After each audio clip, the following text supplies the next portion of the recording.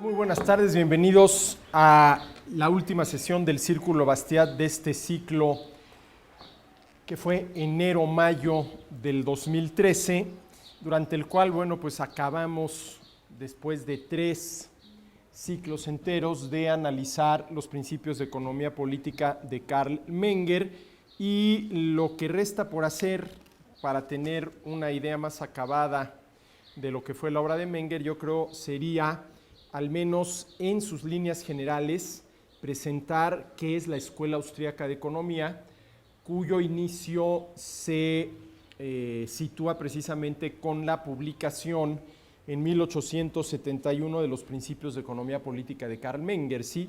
De tal manera que voy a compartir con ustedes y a comentar, basado en un texto que escribió Peter Boettke, no sé si así se pronuncia el apellido, Boettke, B-O-E-T-T-K-E,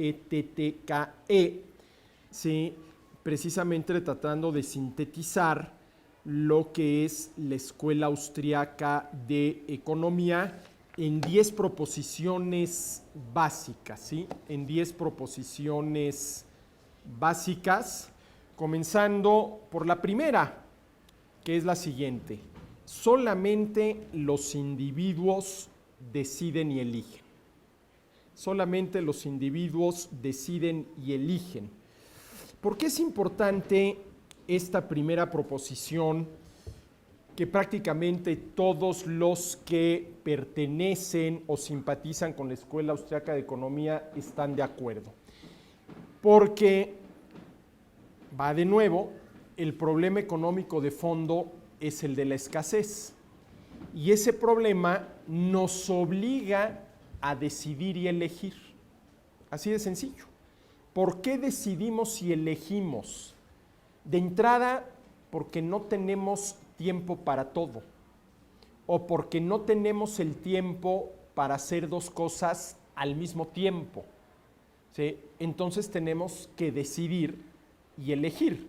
Es decir, la decisión y la elección es consecuencia directa del problema económico de fondo, que es precisamente el de la escasez, ¿sí? Y para la Escuela Austriaca de Economía, el objetivo principal del análisis económico debe ser precisamente las decisiones y elecciones de los seres humanos. ¿Por qué decidimos? ¿Por qué elegimos? ¿Qué supone decidir? ¿Qué supone elegir? Y sobre todo, ¿cuáles pueden ser las consecuencias de haber decidido y elegido correctamente, o de haber decidido y elegido de manera incorrecta? ¿Sí? Bueno, una mala decisión, para decirlo rápidamente, puede fastidiarle la vida a uno. Una buena decisión puede a uno darle un empujón muy importante en la vida. De tal manera que, para quienes estamos a favor de la Escuela Austriaca de Economía, el objeto propio de estudio de la ciencia económica tiene que ser ese agente económico que decide y elige. Que decide y elige, ¿sí? De tal manera que, por ejemplo, más que estudiar el comportamiento de la inversión, comportamiento que podemos sacar de las estadísticas que periódicamente se presentan al respecto, lo que realmente tendríamos nosotros que estudiar son las decisiones de los inversionistas, ¿no? A ver, a mí el INEGI, que es el Instituto Nacional de Estadística, Geografía e Informática, me puede presentar, como de hecho lo hace periódicamente, el comportamiento de las inversiones, ¿no? En un eje tenemos el tiempo, en otro eje tenemos las inversiones, y yo puedo ver ahí cómo se comportaron, ¿no? Aumentaron, bajaron, etcétera, etcétera. Claro, esto es muy interesante para el estadístico, el que estudia las estadísticas. Pero realmente para el economista la pregunta es: ¿y cuáles fueron las decisiones de los inversionistas que dieron como resultado ese comportamiento de las inversiones? Y miren, aquí recuerdo que en una entrevista que le hicieron a Mises antes de morir, Mises, si mal no recuerdo, fallece en 1973, hace de esto ya 40 años, y le preguntaron a Mises sobre Milton Friedman. Y Mises respondió, bueno, a ver, Milton Friedman no es un economista. Ojo, estamos hablando de Milton Friedman, entre otras cosas, Premio Nobel de Economía. Y luego Mises agregó, porque Friedman es un estadístico. O sea, lo que le interesan son las estadísticas. Hombre, estadísticas puede haberlas de todo tipo, ¿no? ¿Sí? Y hay estadísticas relacionadas con la actividad económica. Pero a lo que se refería Mises es que una cosa es estudiar las estadísticas y saber si al derecho y al revés cuál fue el comportamiento del Producto Interno Bruto, de la inflación, de las inversiones y lo que ustedes gusten y manden. Y otra cosa muy distinta es entender las decisiones de los agentes económicos que dieron como resultado ese comportamiento. De tal manera que para los austriacos el objeto de estudio de la ciencia económica son las decisiones y elecciones de los agentes económicos, estudio que parte de un marco general de lo que podríamos llamar los principios de la acción humana. ¿Sí? La actividad económica es acción humana y tiene todas las características de cualquier otra acción humana, ya sea por el lado de la oferta, y pienso por ejemplo en los empresarios, ya sea por el lado de la demanda, y pienso por ejemplo en el comportamiento de los consumidores, ¿no?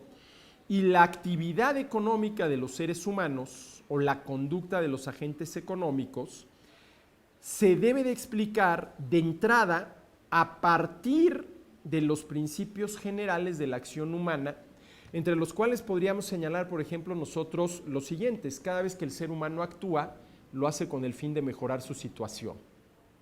¿Sí? Cada vez que los seres humanos actuamos, lo hacemos con el fin de mejorar nuestra situación. Otro principio, por ejemplo, este no lo señala Mises, pero creo que hay que tenerlo muy presente. Querer no es poder. Querer no es poder. Entre lo que queremos y lo que conseguimos está precisamente lo que podemos. El querer tiene que ver con los fines. Oye, ¿qué quieres? El conseguirlo tiene que ver con los medios. ¿Pudiste o no pudiste? Y eso depende que hayas tenido a disposición los medios adecuados para conseguir ese fin. Otro principio de la acción humana, ¿no? En igualdad de circunstancias, los seres humanos prefieren X hoy a X mañana, dado que nunca tenemos la certeza de que el mañana vaya a llegar o de que la persona que nos está prometiendo X mañana pueda cumplir mañana con su promesa. De tal manera que si alguien me dice, oye, ¿qué quieres? ¿X hoy o X mañana? No, pues X hoy. Ahora, ¿qué tenemos nosotros que hacer para sacrificar X hoy? Pues esperar que mañana nos den X más N. Y por ejemplo, ese más N es la tasa de interés, podría ser la tasa de interés, ¿no? Yo estoy dispuesto a sacrificar un determinado consumo hoy, por ejemplo, equivalente a 100 pesos, a cambio de que mañana pueda yo consumir 110. La diferencia de 10 pesos es el interés. En fin, hay una serie de principios de la conducta humana, de la acción humana, a partir de los cuales se puede entender mucho mejor el comportamiento de los seres humanos, ¿sí?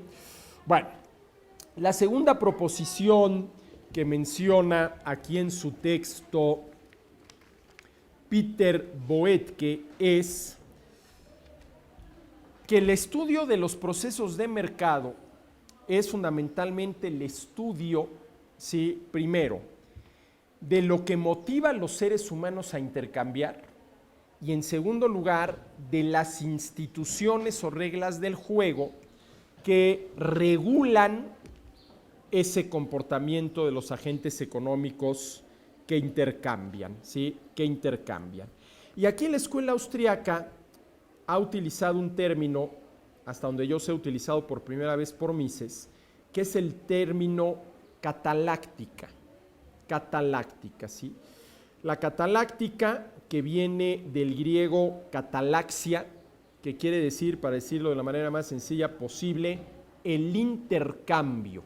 El intercambio, ¿sí? De tal manera que, si bien es cierto que la conducta económica de los seres humanos se enmarca en un universo mucho más amplio que es el de la acción humana, ¿sí? lo que caracteriza la conducta económica de los seres humanos es el intercambio. Ahora, aquí lo interesante del caso es que el intercambio puede ser, ¿sí?, interpersonal entre dos personas, el oferente y el demandante. Y por lo general esto es lo que se entiende cuando hablamos del intercambio, ¿no? Es el intercambio que se da entre el zapatero que ofrece zapatos y el consumidor que necesita zapatos, intercambio que es posible gracias a que entre los dos llegan a determinar un precio. Pero hay que tener en cuenta que también hay un intercambio intrapersonal, en el cual está involucrada solamente una persona. ¿Qué supondría un intercambio intrapersonal? ¿Sí? Por ejemplo, dejar de hacer algo en este momento para hacer algo más. Pienso, por ejemplo, en Robinson Crusoe. Robinson Crusoe, por lo menos hasta el momento en el cual aparece Viernes, dado que está solo, no puede realizar intercambios intrapersonales. No tiene con quién intercambiar absolutamente nada.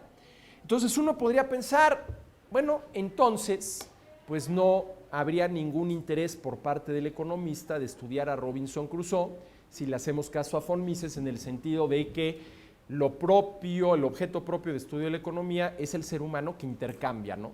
Como Robinson Crusoe no puede intercambiar porque no tiene con quién, pues no es objeto de estudio propio de la economía. No, claro que sí lo es, porque sin duda alguna que Robinson Crusoe tiene que hacer intercambios interpersonales. Y de que acierte en esos cambios interpersonales puede depender que sobreviva o que no lo haga. Vamos a suponer el siguiente caso. Robinson Crusoe tiene que comer y la única manera que tiene de hacerlo es saliendo a pescar. Logró rescatar del naufragio una lanchita, un par de remos, se las ingenió y armó una caña con un anzuelo y la única manera que tiene de comer es salir a pescar. Y de que pesque o no pesque depende que no se muera de hambre. Pero Robinson Crusoe también tiene que beber, porque si no se va a morir de sed. Y la única manera que tiene Robinson Crusoe de beber es bajando los cocos de la palmera, porque el único líquido bebible con el que cuenta Robinson Crusoe es el agua de coco. Y vamos a suponer que Robinson Crusoe en este momento tiene mucha sed y tiene mucha hambre. Y ya no tiene pescados y ya no tiene cocos. Tiene que subirse a la palmera a bajar los cocos o salir a pescar. No puede hacer las dos cosas al mismo tiempo. Está enfrentando un problema de escasez. No puede hacer las dos cosas al mismo tiempo. Tiene que elegir cuál de las dos va a ser primero. Bueno, si elige salir a pescar antes que subirse a la palmera a bajar cocos, ¿qué es lo que claramente está mostrando con esa elección? Que tiene más hambre que sed. Si al contrario, primero trata de subirse a la palmera y bajar los cocos, lo que está mostrando con esa elección, y ojo, la acción consecuente, es que tiene más sed que hambre. ¿Sí? Ahora, de que elija correctamente, depende de que no se muera de hambre o que no se muera de sed. Claro que en este caso la elección tampoco es muy difícil porque tanto el hambre como la sed se sienten. Es ese sentimiento de malestar que hay que eliminar de alguna manera, y el hambre se elimina comiendo y la sed se elimina bebiendo, ¿sí? Se elimina bebiendo. Pero Robinson Crusoe tiene que hacer un intercambio intrapersonal. Cambia el bajar los cocos por el salir a pescar porque tiene más hambre que sed. Y fíjense qué interesante. ¿Cuál es el resultado del intercambio entre personas? Entre el típico oferente y el demandante. Que ambos elevan su nivel de bienestar. Si Robinson Crusoe cambia el bajar los cocos por el salir a pescar, quiere decir que tiene más hambre que sed. Si logra pescar y regresar a la isla con un par de pescados y se los come, él estará mejor que si en primer lugar se hubiera subido a la palmera a bajar los cocos para beber el agua de coco? Sí, está mejor porque satisfizo primero la necesidad mayor. También ahí hay un cambio que intrapersonal que le da como resultado elevar su bienestar, ¿sí? Elevar su bienestar, ¿sí? Ahora, ¿sí? Es cierto que lo interesante del caso para el economista es tratar de entender lo mejor posible la conducta de dos personas que intercambian. ¿Sí? Si eres mucho más interesante, por ejemplo, desde el punto de vista intelectual, presenta mucho más retos tratar de explicar la conducta de dos personas que intercambian, lo cual es posible gracias a la división del trabajo.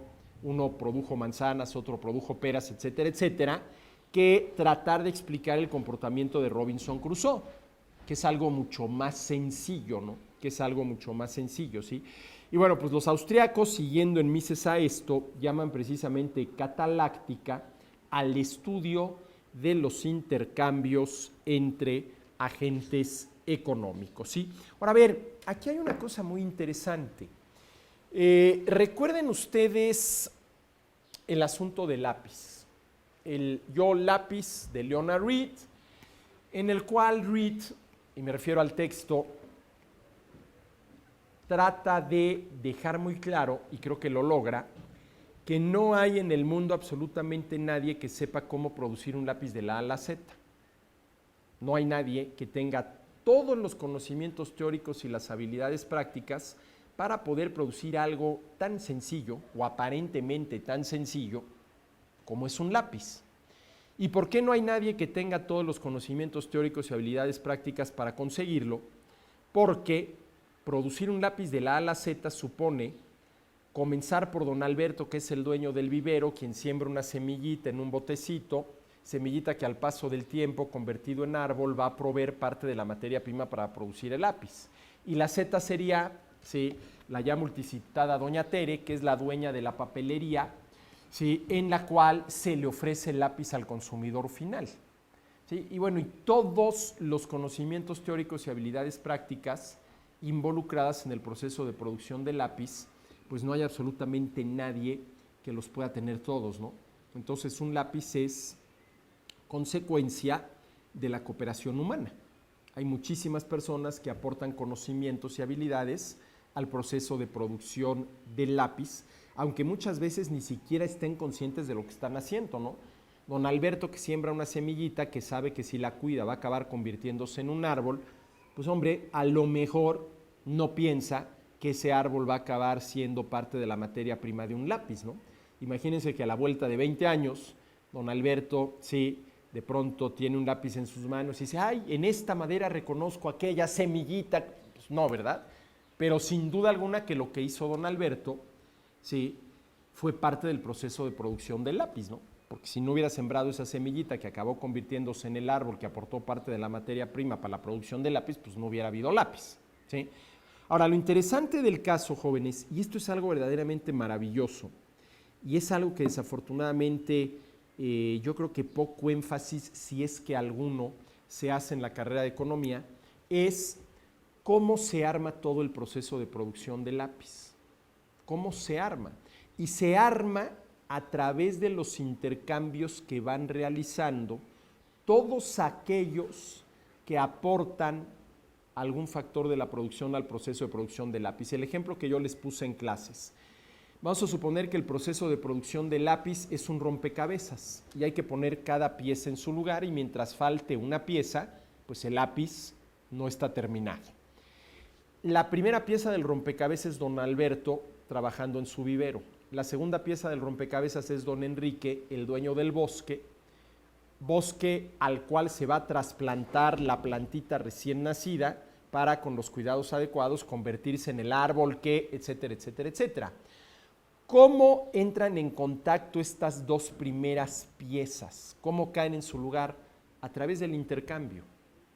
¿Sí? Don Enrique le compra a don Alberto los botecitos con las plantitas recién nacidas y don Alberto se los vende a don Enrique.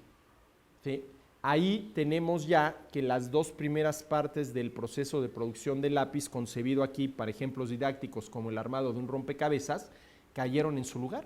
Esas dos piezas van ahí, ¿sí? Y vámonos al último momento.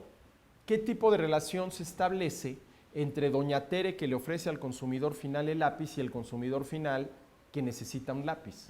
Una relación de intercambio. El consumidor final va a la papelería de doña Tere a comprar un lápiz y ahí se está dando el intercambio. Y ahí cayeron juntas las últimas dos piezas. Ahora, lo interesante del caso, y este es otro de las proposiciones de la Escuela Austriaca de Economía, es que todo ese proceso tan complejo es producto de la acción humana. Comprar y vender es acción humana, pero no es producto del diseño humano. No hay absolutamente nadie que pueda diseñar de la A a la Z el proceso de producción del lápiz.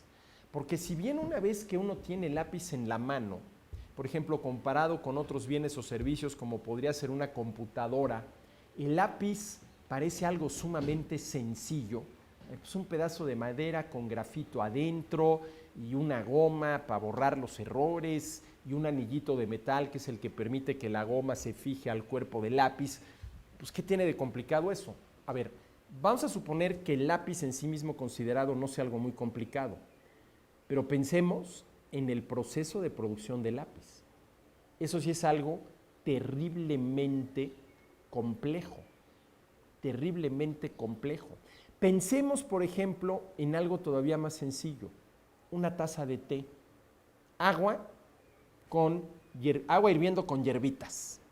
Digo, mucho más sencillo que el lápiz, ¿no? Bueno, simple y sencillamente piensen ustedes en los sobrecitos, los típicos sobrecitos donde viene el té. A ver, ¿de dónde salió la bolsita? ¿Sí? El hilito que mantiene a la bolsita con la etiqueta donde ve uno, este es té de limón. Ahora, ¿sí? La estufa, ¿sí? Con cuya lumbre se calienta el agua para, ¿sí? Que surta efecto, lo que tiene que surtir efecto para hacer el té, y si no es estufa, horno de microondas. La taza, el recipiente o el vaso de unicel, ¿sí? Estos vasitos de unicel, bueno, a ver, ¿cuánta química hay detrás de un vasito de unicel? Nada más eso, ¿no? Es decir, si bien una taza de té, agua con jugo de hierbitas que hirvieron, tal vez esa sea la definición de una taza de té, agua con jugo de hierbitas que hirvieron, puede parecer algo terriblemente sencillo, pero todo el proceso de producción es algo sumamente complejo. ¿Y cómo se arman esos procesos de producción? A través de intercambios. A través de intercambios. Y miren, economista que no se maravilla ante este fenómeno, que se vaya a estudiar contabilidad. Que se vaya a estudiar contabilidad. Sí, que además, dicho sea de paso, es una cosa muy útil. Es una cosa muy útil, ¿no? Pero entre un contador y un economista, pues ¿qué es lo que debe de maravillarnos? ¿Cómo se arman esos procesos de producción? Eso es algo que debe maravillarnos. Y eso es algo en lo cual la Escuela Austriaca de Economía ha puesto mucho énfasis. Y hasta donde yo sé, el primero en haber señalado esto fue Adam Ferguson, un filósofo escocés contemporáneo y amigo de Adam Smith, siglo XVIII, y Ferguson dijo, hay realidades que son producto de la acción humana, pero no son producto del diseño humano. El ejemplo más claro es el lenguaje. El lenguaje es acción humana, pero el lenguaje no es producto del diseño humano. Nadie diseñó el lenguaje. Nadie de pronto se sentó y dijo, no, es que no podemos seguir aquí todos mudos, hay que inventar algo, ¿no? Y entonces inventó el lenguaje. Y además dijo, a ver, para que esto funcione de entrada necesitamos 3 tiempos, pasado, presente y futuro. Y necesitamos sustantivos y artículos y verbos. No, ¿cómo surgió eso? De manera espontánea. Y fíjense qué interesante. ¿Cómo es posible que algo que fue surgiendo de manera espontánea funcione tan bien? ¿Cómo es el lenguaje? Nos damos a entender. Ustedes están en una cafetería, llega a la mesera, le piden por favor tráigame un café capuchino con leche deslactosada y un trozo de strudel de manzana. Y la mesera, si habla español, entiende perfectamente bien lo que le pedimos. ¿Sí? Ahora, claro, hay que respetar las reglas. Si yo digo mañana fui a nadar, mañana futuro fui pasado, ya no entendimos. O ayer iré a nadar, hay que respetar las reglas, ¿no? O sea, hay que conjugar correctamente, etcétera, etcétera. Pero fíjense en esto, ¿no? El lenguaje es un claro ejemplo del orden espontáneo, ¿sí? Bueno, los intercambios, a través de los intercambios que se dan en el mercado y que son el mercado, se va, ¿sí?, formando los procesos de producción, ¿sí? Tercera proposición, ¿sí? Los hechos de las ciencias sociales, la economía incluida, son fundamentalmente lo que la gente cree y lo que la gente piensa. Lo que la gente cree y lo que la gente piensa, ¿sí? A ver, ¿qué pasaría con las ciencias humanas si los seres humanos no tuviéramos propósitos? Y si una vez que tenemos los propósitos, no actuáramos en consecuencia. ¿Habría ciencias humanas? ¿Podría haber ciencia humana? A ver, aquí tendríamos que definir, a ver, ¿qué es ciencia humana? A ver, ¿el ser humano es biología? Sí, tenemos una parte biológica. ¿Y qué ciencia es la que estudia la parte biológica del ser humano? La biología. En lo que tenemos de seres vivos, somos objeto de estudio de la biología. A ver, el ser humano es química, ¿sí? En nosotros se dan procesos químicos. ¿Qué ciencia es la que estudia la dimensión química del ser humano? La química. A ver, somos física, ¿sí? ¿Qué ciencia estudia la parte física del ser humano? La física. Y ahí nos vamos, ¿no? Ahí nos vamos. Ahora, a ver, ¿qué dimensión del ser humano estudia eso que podríamos llamar ciencias humanas? A ver, denme 3 ciencias que ustedes digan, estas son ciencias humanas. Filosofía, economía, tal vez ciencia política, tal vez psicología, sociología. Son ciencias humanas, ¿no? Son ciencias humanas, ¿no? Ahora, a ver, ¿qué tienen en común, por ejemplo, suponiendo que sean ciencias, la economía y la ciencia política? A ver, ¿qué es lo que la ciencia política y la economía estudian del ser humano?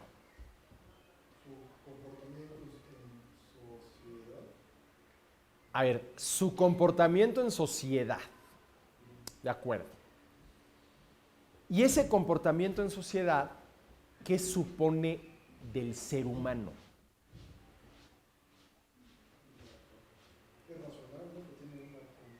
Razonar, a ver, razonar, bueno, obviamente interactuar, pero entonces, por ejemplo, Robinson Crusoe, ¿dónde quedaría? Robinson Crusoe no puede interactuar, entonces Robinson Crusoe sería también objeto de alguna ciencia humana, si no puede interactuar.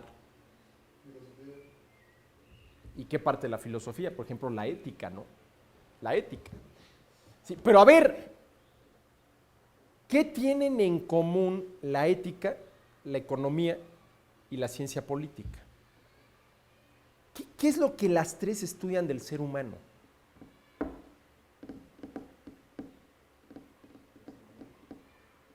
A ver, señores, imagínense un robot, el más perfecto de los robots, pero robot, ¿sí? Robot.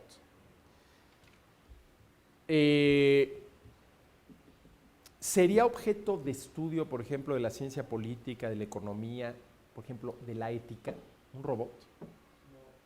¿Por qué no? ¿Por qué no? A ver, ¿por qué él depende? Eso es ¿por qué él depende? O sea, si el robot está, si hay una comunidad de robots, o sea, si el robot, o sea, si ya son varios robots, podrían la ciencia política analizar un modelo de convivencia que puede llevar a formar esta comunidad de robots, ¿no? Ajena, yo llamo Pero a ver, ¿qué supone tener un modelo de convivencia? Que lo eliges, lo diseñas, lo eliges. A ver, bueno, ¿cuáles van a ser las reglas del juego entre nosotros? La pregunta es si un robot, si un verdadero robot puede hacer eso. A ver, si yo hablo de un robot perfecto, eso puede ser una máquina que imite a la perfección el comportamiento humano. La pregunta es si es comportamiento humano. No. Ahí está toda la discusión esta, ¿no? A ver, ¿qué sucede el día en que las máquinas decidan por nosotros? Las máquinas, si son máquinas, nunca van a poder decidir por nosotros. Es más, hay una cosa muy interesante, es que las máquinas representan una amenaza para la humanidad. Recuerden, y si no la han visto, véanla porque vale mucho la pena, 2001, Odisea en el espacio de Stanley Kubrick, en película en la cual, precisamente, una computadora de nombre HAL termina imponiéndose a los seres humanos. Nada más que aquí hay una cuestión importante. ¿Cómo puedo yo terminar con una máquina? Desenchufándola. A ver, ¿qué puedo yo hacer para que esta máquina que tengo enfrente, que me está grabando, deje de hacerlo? No, pues desde aquí le puedes tirar el borrador y a ver si le pegas a la... Algo mucho más sencillo. La desconecto y la maté. La maté. ¿Sí? Es decir, mientras el ser humano pueda hacer eso, el ser humano es el que tiene el poder sobre la máquina. Ahora, aguas el día que ya no podamos hacer eso, ¿no? Pero aguas, ¿por qué? Es interesante, ¿no? Es decir, una máquina podrá llegar a mutar y convertirse en humano. Yo digo que no, a ver, yo digo que no. Yo no, podrá ser un robot que imite a la perfección la conducta humana, ¿no? Que imite a la perfección la conducta humana. Es más, tú puedes programar una máquina para jugar ajedrez. Y inclusive ya ha habido torneos entre máquinas y ajedrecistas, y creo que hace un par de años, no sé con quién, una máquina le ganó a un ajedrecista. Ahora, la pregunta es, ¿la máquina piensa? Lo que se llama pensar. ¿O está programada para considerar un enorme universo de posibilidades que se le presenten en el tablero y en función de eso, ¿sí?, decidir lo mejor? ¿Sí? El ser humano sí piensa. Bueno. Sí, sí pensamos, ¿no? Sí pensamos, sí. Pero a ver, ¿a qué venía todo esto? Perdón, ya me perdí. ¿En qué andábamos? de la relación entre ética. Ah, claro. ¿Cuál es el objeto propio de estudio de las ciencias humanas? Va a decir la conducta humana. La conducta humana. A ver, ¿qué estudia la economía? Un cierto tipo de conducta humana. Mises diría la cataláctica, los intercambios.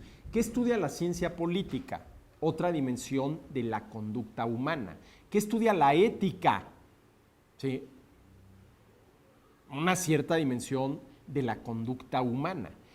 Que eso no lo estudia ni la biología, ni la física, ni la química. ¿Sí? Ahora bien, ¿qué es conducta humana? ¿Qué es conducta humana? ¿Cuáles son las características esenciales de la acción humana?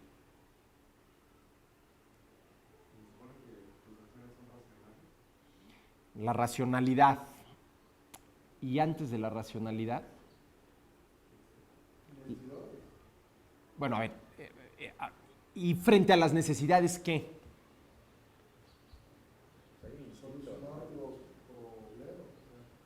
Pero, a ver, frente a las necesidades, ¿qué? Yo tengo hambre. El hambre se me impone y la gente que se pone a dieta y los que se ponen en huelga de hambre. A ver, entre la necesidad y su satisfacción hay un espacio y ese espacio es el de la libertad. Que aquí estamos ya hablando del sentido, digámoslo así, metafísico de la libertad, no de la libertad económica, la libertad política, la libertad religiosa, sino del sentido metafísico. Es decir, ante el hambre yo puedo decidir no comer. Ahora, claro, esa decisión tiene consecuencias. Ahí sí no hay vuelta de hoja, pero puedo decidir no comer. Y el ejemplo más claro de esto pues, es la gente que se pone a dieta, ¿no? O la gente que, por algún objetivo que considera superior, defender una causa a la que ustedes gusten y manden, defender unos principios, decide ponerse en huelga de hambre, ¿no? ¿Esto qué quiere decir? Que lo característico del ser humano es la decisión, es la elección, es el tenerse a sí mismo en sus propias manos. Miren, esto es lo que a muchos padres nos asusta de nuestros hijos adolescentes. Mientras son niños, ¿sí?, siguen estando fundamentalmente en manos del padre. A ver, un niño recién nacido está 100% en manos de los padres. Los padres deciden y eligen por él, y si no deciden y eligen por él, el niño recién nacido se muere. Se muere, ¿sí? Pero ¿qué supone ir madurando? Ir desarrollando la capacidad para decidir y elegir por uno mismo, y esa capacidad hace explosión en la adolescencia, ¿no? Y entonces uno como padre dice, bueno, pues sí, ya decides y eliges tú y ojalá y decidas y elijas correctamente, porque estás ya en tus propias manos. Estás en tus propias manos. Tú decides, tú eliges, ¿no? Tú decides, tú eliges, ¿sí? Bueno, eso es el punto de partida de las ciencias humanas. Al final de cuentas, las ciencias humanas, si rastreamos su evolución hasta su origen, nos vamos a encontrar esta capacidad del ser humano para decidir y elegir. ¿Sí? Véanlo cualquier ciencia, por ejemplo, el derecho. El derecho, vamos a suponer la ciencia del derecho, ¿no? A ver, ¿por qué necesitamos reglas del juego? ¿Por qué necesitamos reglas del juego? ¿Por qué hay un no matarás? ¿Por qué necesitamos eso? Porque en una de esas podemos decidir si matar. ¿Sí? Y si no había una razón para matar, ¿sí?, al menos no una razón válida, entonces esa decisión y la acción que vino después merece un castigo. ¿Sí? A ver, ¿qué sentido tendrían las leyes si los seres humanos no fuéramos capaces de decidir y elegir? Pues ninguna. ¿Sí? ¿Qué sentido tendría toda la ética y la moral si los seres humanos no fuéramos capaces de decidir y elegir? Ninguna. ¿Sí? Es que no me quedó de otra. A ver, espérame tantito. ¿Realmente no te quedó de otra? Habría que ver, ¿no? Porque, a ver, si realmente no me quedó de otra, pues entonces yo no soy responsable, porque no me quedó de otra, no pude haber tomado un camino distinto al que tomé. Ahora, la pregunta es si realmente no nos queda de otra, ¿no? No nos queda de otra, ¿sí? Pero a ver, aquí lo interesante del caso, señores, es que, ¿sí?, el objeto de estudio, y creo que está mal dicho el objeto, el sujeto de estudio de las ciencias humanas es la persona que decide y elige. Que decide y elige. Por eso un niño recién nacido no es sujeto de estudio de las ciencias humanas, porque no tiene todavía desarrollada la capacidad de decidir y elegir. esa capacidad en el recién nacido está 100% en potencia y poco a poco, conforme van pasando los años, se va actualizando. ¿Sí? Ahora, por ejemplo, el caso de una persona que por la pérdida de sus facultades mentales ya no puede decidir y elegir. Bueno, podrá ser objeto de estudio de la medicina, podrá ser objeto de estudio de la psicología, de la psiquiatría, no lo sé, pero ya no puede ser objeto de estudio, por ejemplo, del derecho. ¿Sí? ¿Qué sentido tiene castigar a alguien que objetivamente no supo lo que estaba haciendo? Ninguno. Ninguno, ¿no? Es más, ¿no resultaría una crueldad? A ver, vamos a suponer que una persona, ¿sí?, carente de sus facultades mentales, que objetivamente no sabía lo que estaba haciendo y que lo que hizo no lo hizo con la más mínima malicia, mata a otra. ¿Tendría algún sentido castigarla? ¿No sería inclusive una crueldad castigarla? Miren, Adam Smith decía una cosa muy interesante en la teoría de los sentimientos morales. Dice, a ver, uno de los objetivos de castigar a alguien es que ese alguien sepa por qué se le está castigando. A ver, a ti se te está castigando porque con toda alevosía y ventaja asesinaste a fulanito. Entonces, este dolor, sufrimiento, daño que estás padeciendo es porque con alevosía y ventaja asesinaste a fulanito. Por eso decía Adam Smith que muchas veces es mejor, ¿sí?, impartir justicia que tomar venganza. ¿Sí? Porque si por tomar venganza quiere decir que yo mato de un balazo a quien mató a un ser querido y el otro ni siquiera se enteró que le dieron un balazo porque se lo dieron a distancia, decías, eso no tiene chiste. Quien es sujeto a un castigo tiene que saber por qué se le está castigando. ¿Por qué se le está castigando? ¿Sí? Bueno, y Smith da ahí toda una explicación que me parece también bastante lógica, ¿no? Bastante lógica, ¿sí? Pero bueno, el sujeto de estudio de las ciencias, y fíjense, los austríacos no hablan de las ciencias sociales, sino de las ciencias humanas. Es el ser humano que actúa, el ser humano que decide, el ser humano que elige, para lo cual se requiere de la voluntariedad, se requiere de la racionalidad, por ejemplo, voluntariedad para querer algo, racionalidad para analizar si eso que se quiere realmente es lo más conveniente, y suponiendo que racionalmente hayamos concluido que sí conviene, entonces vuelve a entrar la razón para elegir los medios más eficaces para conseguir aquello que nosotros queremos, etcétera, etcétera, etcétera. ¿Sí?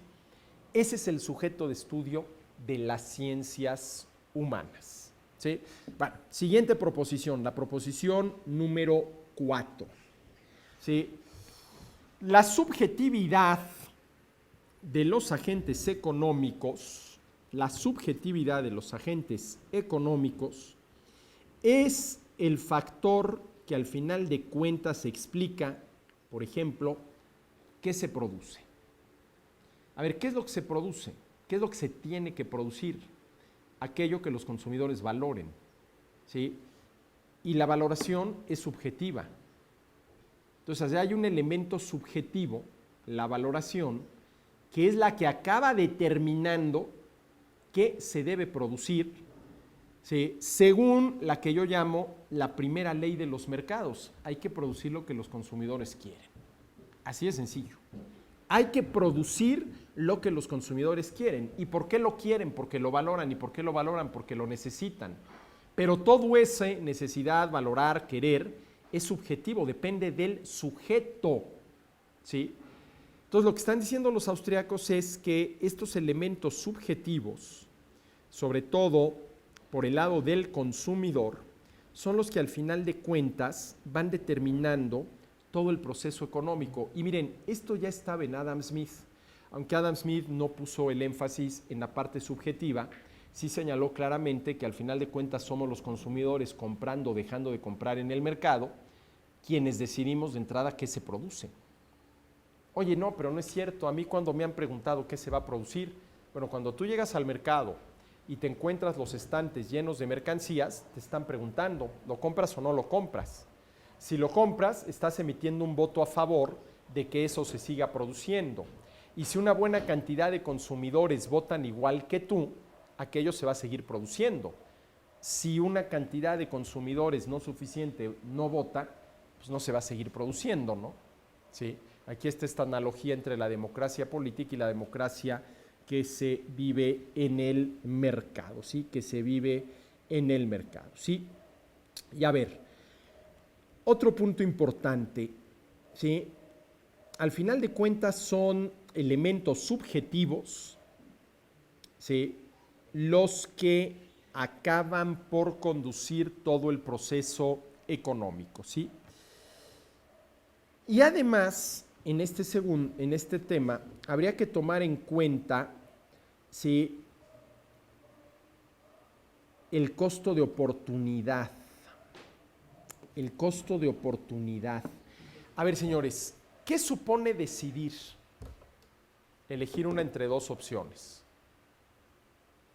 Una entre dos, lo cual quiere decir que las dos son valiosas.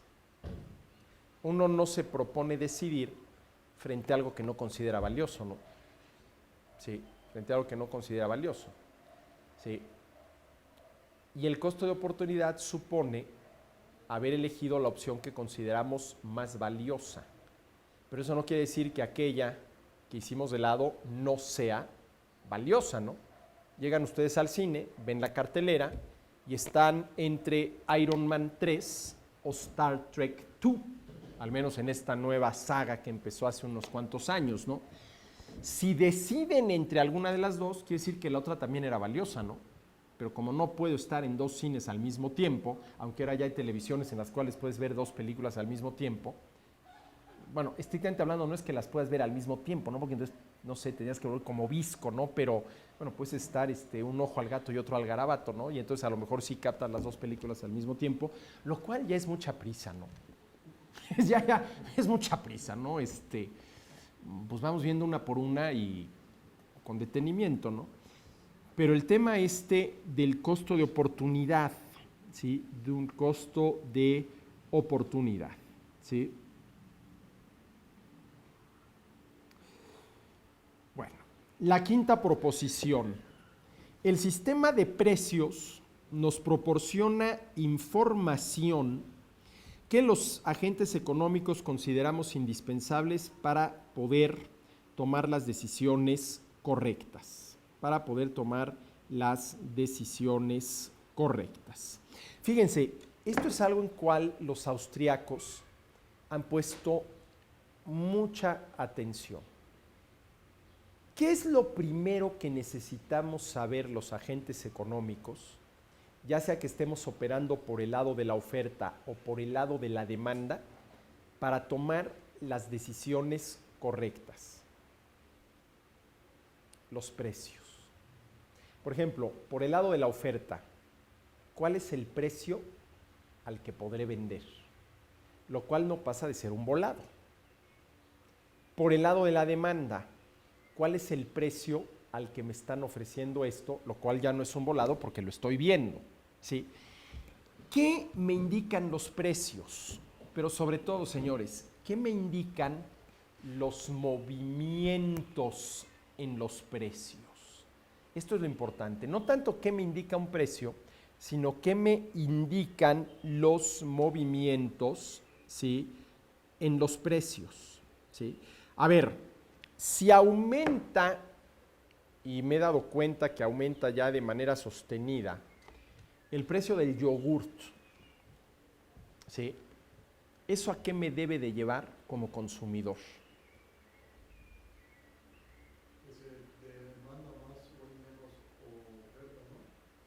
Bueno, primero que nada, a ver, ¿por qué está aumentando el precio del yogurt? Pero fíjate, a ver, a ti como consumidor, ante el precio del aumento del yogurt, lo que te importa es saber por qué está aumentando el precio del yogur? O lo que te importa es saber que está aumentando el precio del yogur. Porque, a ver, el precio del yogur puede aumentar por una de dos. O porque hubo una reducción en la oferta y la demanda permaneció igual, lo cual genera escasez. O porque, habiendo permanecido igual la oferta, hubo un aumento en ¿qué? En la demanda, lo cual nuevamente te genera escasez. O la tercera, al tiempo que hubo una reducción en la oferta de yogur, hubo un aumento en la demanda del mismo, te genera escasez y los precios aumentan. Eso a ti como consumidor, hombre, oye, ¿por qué estará aumentando el precio del yogur? Pero lo que te importa es saber que ¿qué? Que está aumentando el precio del yogurt. Y ese aumento en el precio del yogurt te debe de llevar a tomar ciertas decisiones importantes que pueden impactar en tu nivel de bienestar. A ver, ¿cuáles son esas decisiones? La primera, ¿estoy dispuesto a destinar un mayor porcentaje de mi ingreso a la compra de yogurt más caro, sí o no? Eso dependerá del costo de oportunidad. ¿Qué dejo de comprar o cuánto dejo de ahorrar si pago más caro el yogurt? ¿Sí? Fíjense, ¿qué dejo de comprar o cuánto dejo de ahorrar si pago más caro el yogurt? ¿Sí? ¿Estoy dispuesto a dejar de comprar algo de X a cambio de seguir comprando la misma cantidad de yogur por la cual ahora tengo que pagar más? Eso ya depende de cada quien. ¿Estoy dispuesto a ahorrar menos por pagar más por el yogur? Sí. Ahora, de que decidas correctamente esto, depende qué pase con tu nivel de bienestar. Ahora, a ver, aumenta el precio del yogurt y vamos a suponer que aumente el precio del yogur porque hay un aumento en la demanda del yogur, porque de pronto se armó una campaña en la cual convencieron a medio mundo de que tomarte 3 botecitos de yogur al día, uno en la mañana, otro al mediodía y en la tarde, evita una serie de complicaciones de la salud impresionante. Entonces, el aumento en el precio del yogurt llevará a que los oferentes ¿qué? Destinen más recursos a producir yogurt. Ahora fíjense, aquí hay una cosa interesante. Vamos a suponer que el aumento en el precio del yogurt se deba a que hay un aumento en la demanda de yogurt. A ver, ante un aumento en la demanda de yogurt, ¿lo correcto es que aumente la oferta de yogurt? Sí, es lo correcto. ¿Y qué es lo que incentiva a los productores de yogurt a que produzcan más yogurt? El aumento en el precio, lo cual, si los costos de producción permanecen constantes, les va a permitir ganar más. Sí, les va a permitir ganar más.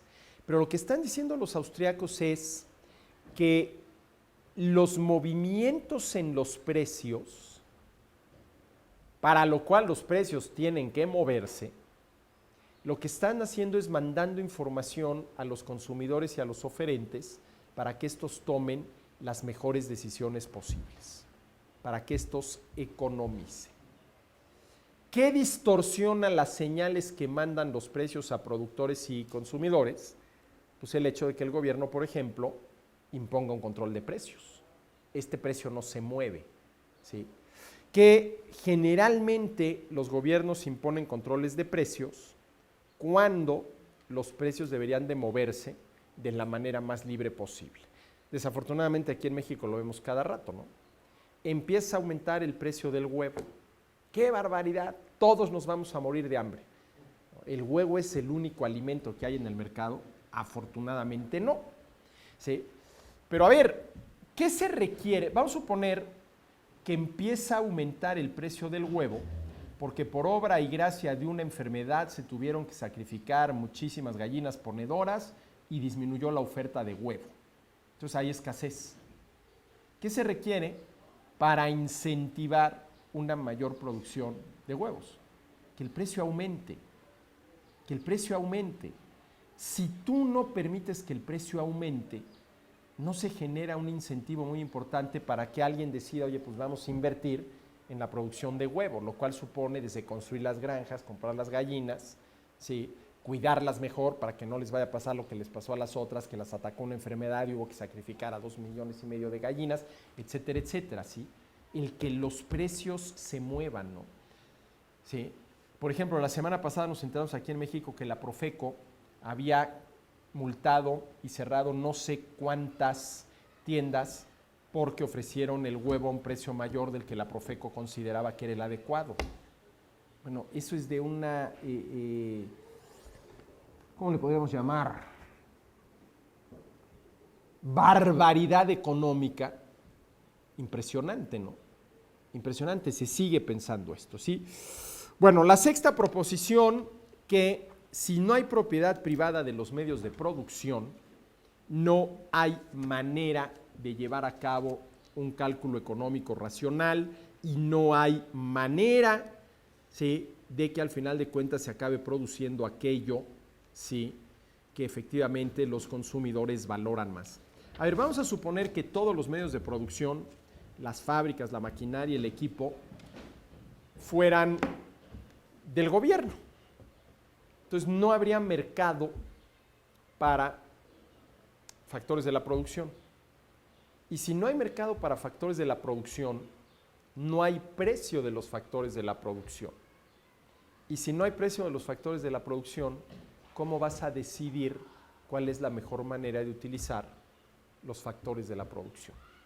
Esto es algo que Mises vio clarísimamente y que inclusive gente como Oscar Lange, un economista marxista de los de Hueso Colorado, se lo reconoció a Mises. Dijo, Mises nos demostró cómo, si no hay propiedad privada de los medios de producción y por lo tanto estos se pueden comprar y vender y por lo tanto hay que asignarles un precio, no hay manera de utilizar los medios de producción de la mejor manera posible, y eso quiere decir que no se va a producir lo que más valoran los consumidores.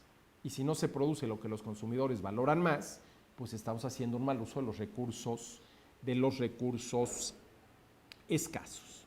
Séptima proposición, ¿sí? El agente económico fundamental es el empresario.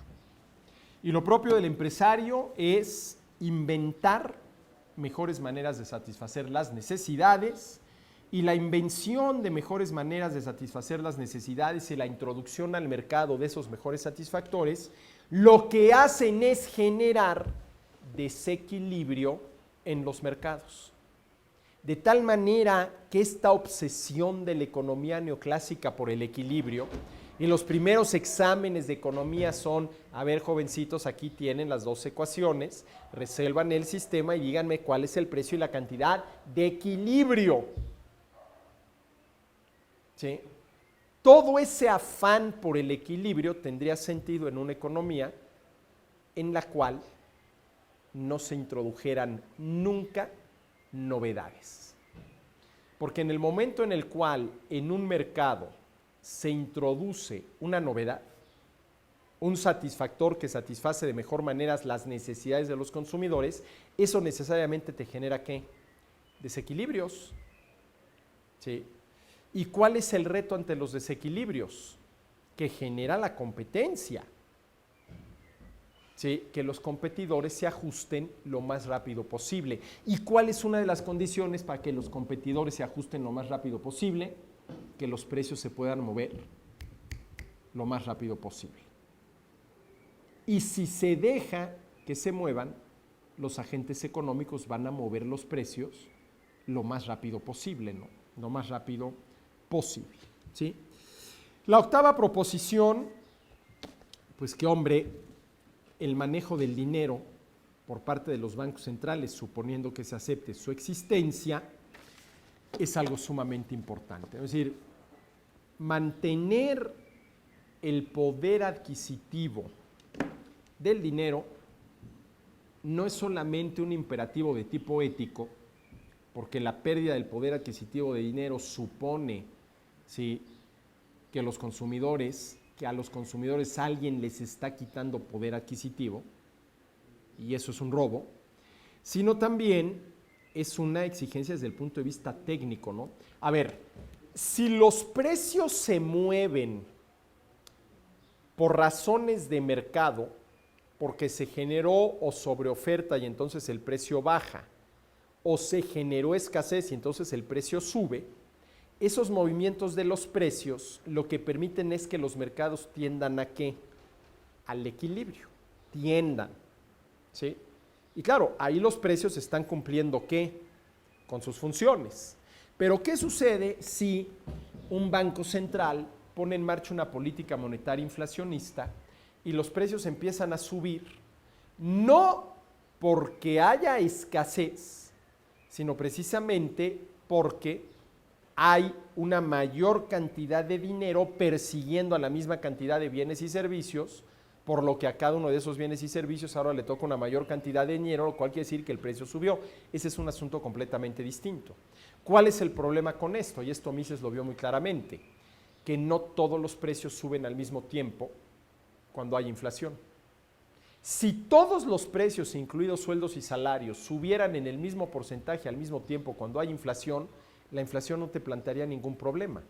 Oye, es que el precio de todo lo que compro aumentó 10%, pues también mi sueldo, sigues comprando lo mismo. ¿Sí? Sigues comprando lo mismo. ¿Cuál es el problema?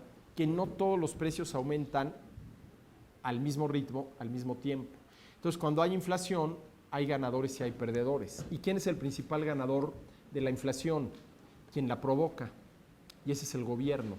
Porque el gobierno imprime dinero sin estar respaldado con una mayor producción de bienes y servicios y gasta ese dinero antes de que los precios suban. Entonces, gasta ese dinero, ¿sí?, pagando los precios anteriores a los precios que va a generar la inflación que está ocasionado el Banco Central. Yo quiero un negocio así, generar inflación y comprar antes de que los precios suban, ¿no? De que los precios suban, ¿no? El dinero, dicen los austriacos, no es neutral, es decir, lo que se hace con el dinero impacta, primero que nada, a los precios y a través del impacto que tiene sobre los precios termina impactando, ¿sí?, el bienestar de la gente. ¿Sí?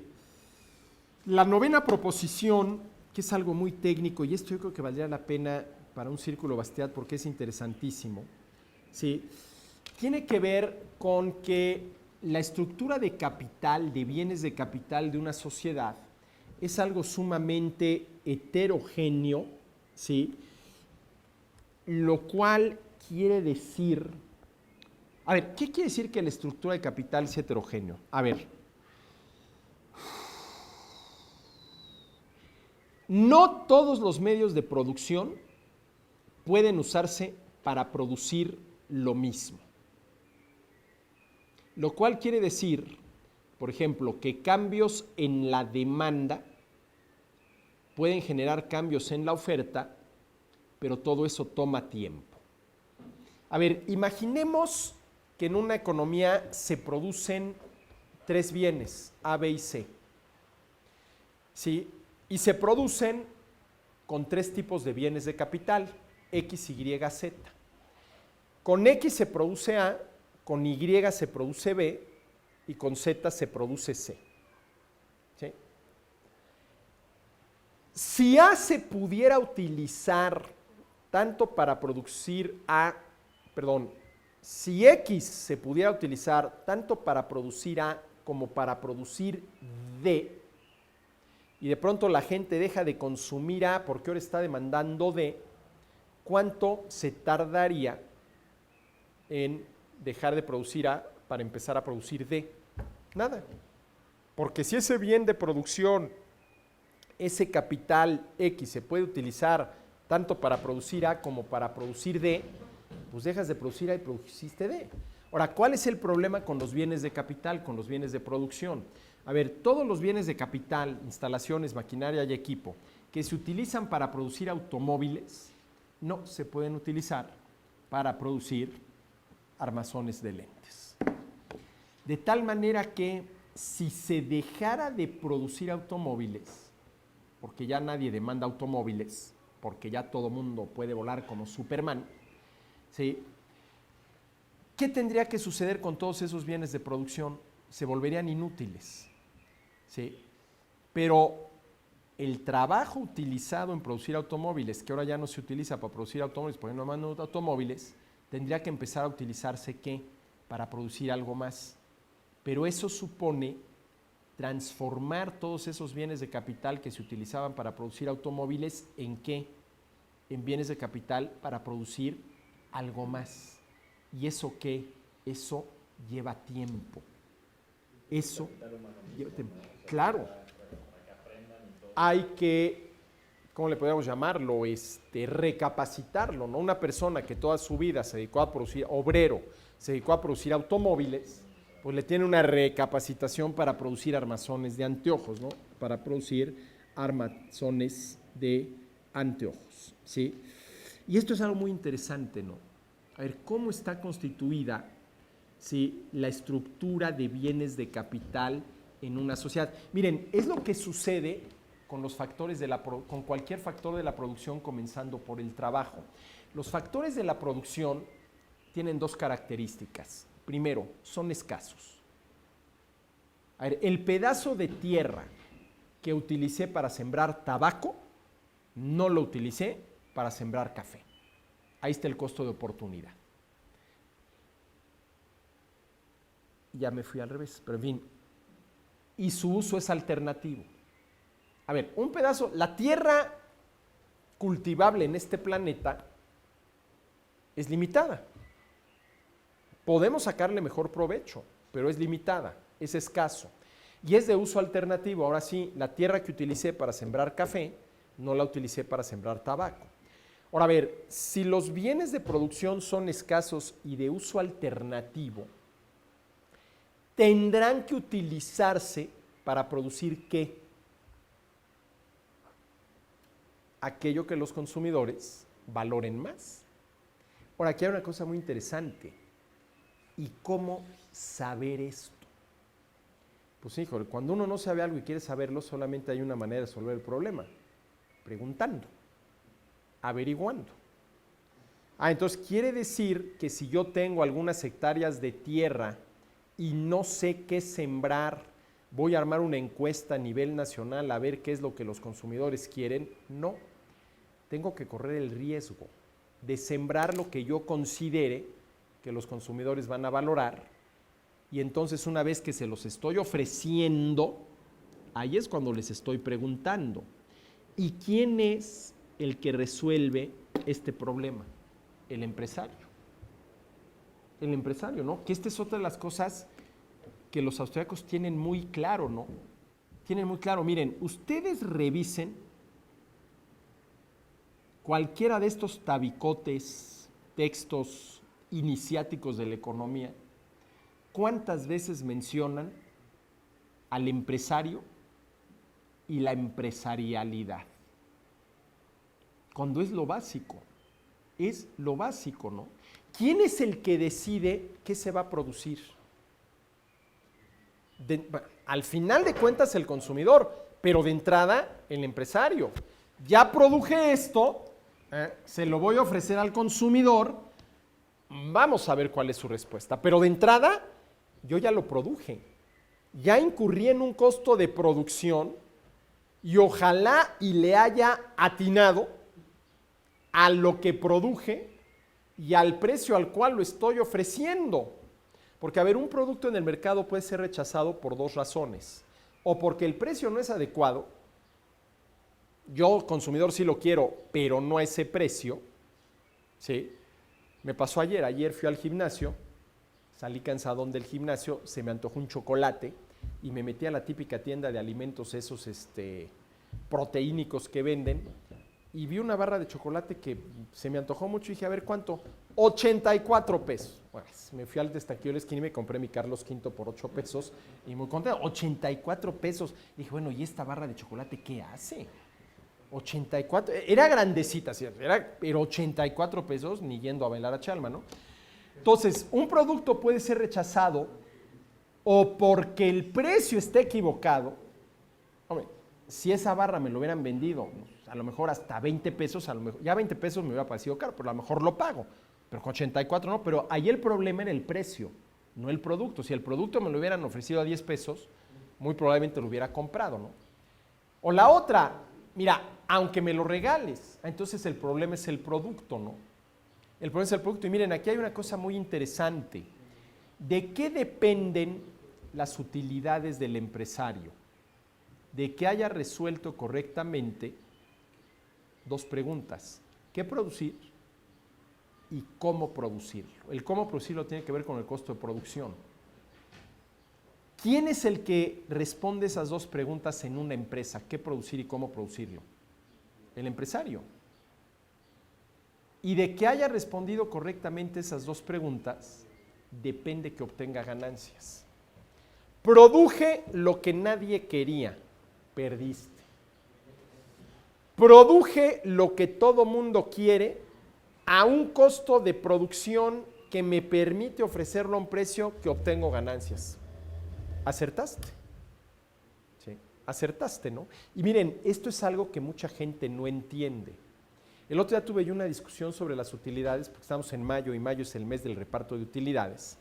Sí, y decía yo que si las utilidades son el ingreso propio del empresario, ¿por qué por ley se le obliga a compartirla con los trabajadores? La remuneración propia del trabajador es el sueldo, el salario, el honorario, etcétera, etcétera.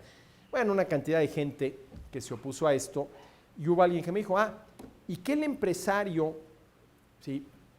genera solito las utilidades? Le dije, a ver, no hay que confundir el que sin los obreros el empresario no sería capaz de producir esto.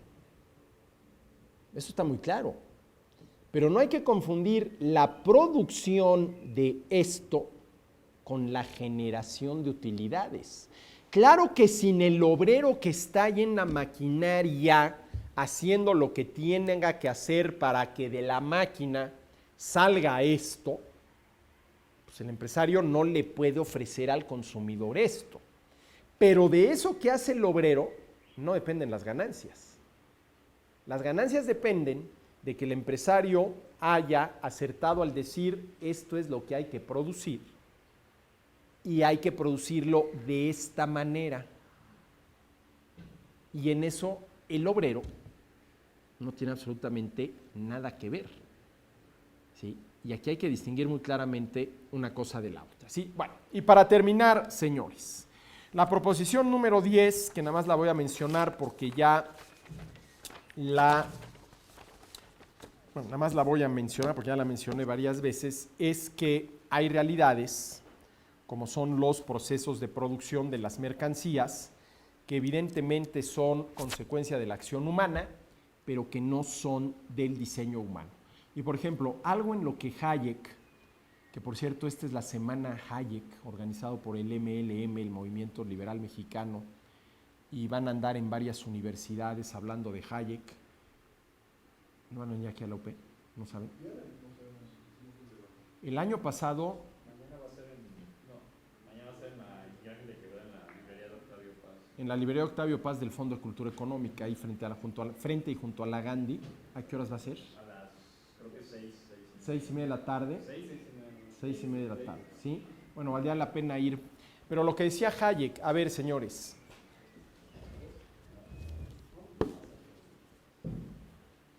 si Robinson Crusoe y Viernes quieren sobrevivir y sobrevivir de la mejor manera posible, tendrán que diseñar algún tipo de mecanismo económico para lograrlo. Y a lo mejor Robinson Crusoe es el que le tiene que decir a Viernes, a ver, tú eres mucho más hábil que yo para subirte a la palmera, de tal manera que a ti te va a tocar bajar los cocos y yo ya la pescada más o menos le sé. Sí. Es decir, si estamos hablando de Robinson Crusoe y Viernes, tal vez su sobrevivencia dependa de un esquema de obtención de cocos y pescados que esté centralmente diseñado. ¿Sí? Pero, ¿qué sucede en una economía como la nuestra? Donde habemos millones de agentes económicos. Eso resulta imposible. Aquí sí, que cada quien haga lo que le dé la gana. Ahora, lo interesante del caso es que con cada uno de nosotros haciendo lo que nos da la gana, ¿sí? Todo lo cual es acción humana, se acaban produciendo bienes y servicios que nos permiten elevar nuestro nivel de vida de manera considerable sin que haya sido necesario, porque además hubiera resultado imposible ese diseño centralizado. Y esto lo dice Hayek, entre más complejo es un proceso, y a ver, piensen en algo más complejo que los procesos de producción. Piensen en un avión. Piensen en el proceso de producción de un avión de la A a la Z. A ver, piensen en algo más complejo que eso. ¿Sí? Suponiendo que el último eslabón en la cadena del proceso de producción del avión es que efectivamente este despegue con todos los pasajeros para llegar a su destino. A ver, eso puede suponer desde la producción de cacahuates, puesto que a bordo te dan tu bolsita con cacahuates, hasta la producción de café, puesto que te dan tu tacita de café, hasta la producción de películas, puesto que si el vuelo es largo, y sobre todo transatlántico, te pasan películas. El proceso de producción de Iron Man 3, cuando te lo pasen en el avión, forma parte del proceso de producción del avión. Si esto culmina con llevar a los pasajeros de la manera más confortable y segura posible a su destino, pues sí. La televisioncita que baja así, ¿no? A ver, ¿qué más complejo puede haber que eso? Alguien podrá decirme, en contentar a la novia. Bueno, puede ser que eso sea más complejo, ¿no? Pero, ¿y qué es lo que dice Hayek?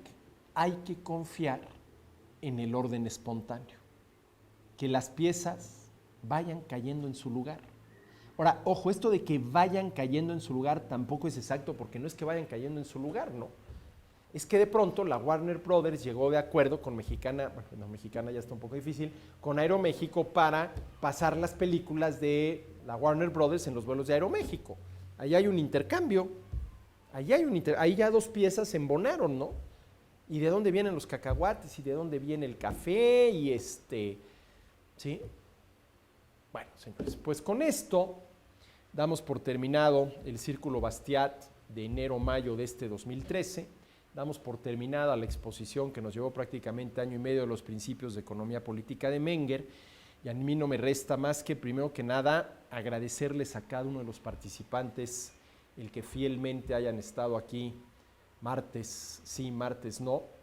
Agradecer muchísimo a quien al final de cuentas hizo posible esto, comenzando por Caminos de Libertad, por la Fundación Friedrich Naumann, por la Universidad Panamericana que nos presta el salón, por toda la parte técnica del asunto sin la cual esto no quedaría para la posteridad.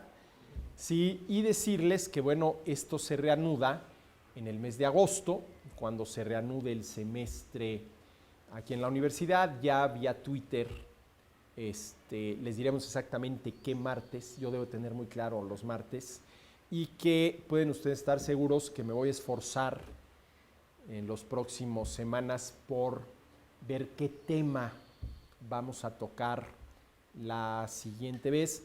A mí se me estaba ocurriendo la acción humana de von Mises, pero sí con los principios de economía política de Menger, nos tardamos año y medio, pues con la acción humana vamos a seguir viniendo aquí con nuestros nietos, ¿no?